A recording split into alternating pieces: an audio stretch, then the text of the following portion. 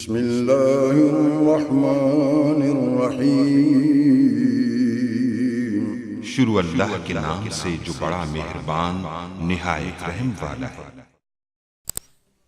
अस्सलाम वालेकुम गाइस। तो इस ट्यूटोरियल में आपको बताऊंगा कि आप कैसे चेक कंस्ट्रेंट का यूज़ कर सकते हैं अल्टर के थ्रू। यानी कि अगर आपने जो टेबल डाटाबेस वगैरह बनाई हुई है और उसके बाद आप जो है चेक कंस्ट्रेंट का यूज़ करना चाहते हैं तो उसको कैसे कर सकते हैं। चेक कंस्ट्रेंट क्या होता है, इसका क्या यूज़ है, क्यों करती हैं, इसके बारे में डिटेल के साथ पहले बहुत डिटेल के साथ बता चुका हूँ। तो अगर आपने नहीं इसका आपके बारे में जाना तो आप पहले मैं आपको यही को रिकमेंड करूँगा कि आप पहले वो ट्यूटोरियल देखें और उसके बाद यहाँ इसका बारे में जानिए। तो आप चेक जो कंस्ट्रेंट के बारे में अब इसमें हम देखेंगे कि हमारे पास एग्जिस्टिंग टेबल उस पर हम कैसे जो है ये लगा सकते हैं।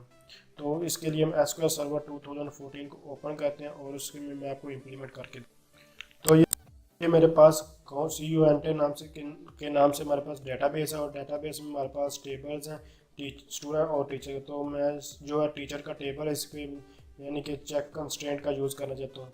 तो उस पे हम इस कैसे अप्लाई कर सकते हैं उसके बारे में देखेंगे। जैसे कि हम चेक कंस्ट्रेंट लगाना चाहते हैं आईडी पे, तो उसके लिए आपको सिंपल यहाँ जैसे आप पहले लिखते आ रहे हैं अल्टर कीवर्ड, उसके बाद टेबल कीवर्ड और उसके बाद टेबल का नाम जैसे कि टीचर है।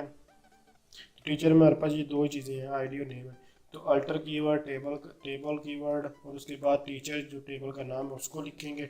उसके बाद हम लिखेंगे ऐड कंस्ट्रेंट ऐड कंस्ट्रेंट और यहाँ आपको कंस्ट्रेंट का नाम अब यहाँ मैं पहले आपको दिखा दूंगी। ये मेरे पास जो टीचर का टेबल है और इसमें ये कंस्ट्रेंट लिखा हुआ है। तो इस कंस्ट्रेंट में किसी किस्म का कोई भी कंस्ट्रेंट पहले यूज़ नहीं किया हुआ। तो यहाँ आप कंस्ट्रेंट का नाम लिखेंगे। जैसे कि मैं लिखना चाहता हूँ फ़र्ज़ किया या आईडी पे तो मैं आईडी और सी लिख देता हूँ। तो ये हमारे पास कोई भी आप नेम लिख सकते हैं।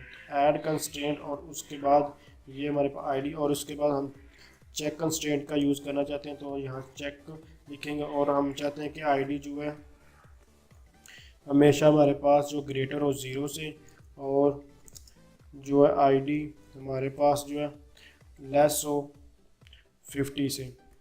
इस तरह आप इसका यूज़ कर। तो ये कैसे इसका यूज़ करते हैं, कैसे इसका क्या मतलब, सारा कुछ मैं डिटेल के साथ समझा चुका हूँ। ये चेक कंस्ट्रेंट क्या होता है, कैसे क्यों इसका यूज़ करते हैं। तो फिलहाल मैं सिर्फ आपको कैसे अप्लाई कर सकते हैं, अगर आप भूल गए हैं पहले लगाना तो बाद में कैसे लगा सकते हैं तो वो आपको दिखा रहा हूँ। तो इसको आप एग्जीक्यूट करवाएंगे। इसके साथ साथ आपको एक चीज़ और समझेंगे कि हमारे पास जो कंस्ट्रेंट का नाम है वो अगर हम यहाँ नहीं लिखते तो बाय डिफ़ॉल्ट जो ये हमारे पास सिस्टम जनरेट देता है। अगर आप यहाँ कंस्ट्रेंट का नाम लिखते हैं तो ये हमारे पास जो नेम है वो यहाँ वही आएगा। तो इसको मैं आप एग्जीक्यूट करना देख सकते हैं। ये कमांड हमारे पास सक्सेसफुल हो चुकी है। तो अब मैं अगर इसको रिफ़्रेश करता हूँ तो आप देखेंगे कि जो कंस्ट्रेंट है वो हमारा यहाँ से पता चल चुका है कि चूँकि हमारा कंस्ट्रेंट जो है वो अप्लाई हो चुका है। लेकिन फिर भी मैं आपको रिफ़्रेश करके दिखा देता हूँ। कुछ कंस्ट्रेंट हमें यहाँ दिखाई देते हैं और कुछ कंस्ट्रेंट हमें दिखाई देकर वो अप्लाई हो जाता है। तो देख सकते हैं ये कंस्ट्रेंट हमारे पास आईडी से अप्लाई हो चुका है। तो इस तरह आप इसका जो हमारे पास जो ये भी हमारे पास कवर हो चुका है। तो change the name of constraint की कंस्ट्रेंट का नेम कैसे चेंज कर सकते हैं, तो ये हमारे पास ये भी चाहिए। तो इसको मैं फिर भी डिटेल के साथ आपको नेक्स्ट ट्यूटोरियल बताऊँ कि आप कंस्ट्रेंट का नाम कैसे चेंज कर सकते हैं। तो अगर आप समझते हैं ये वीडियो हेल्पफुल है तो इसको लाइक कीजिए। Thanks for watching. अल्लाह हाफिज़।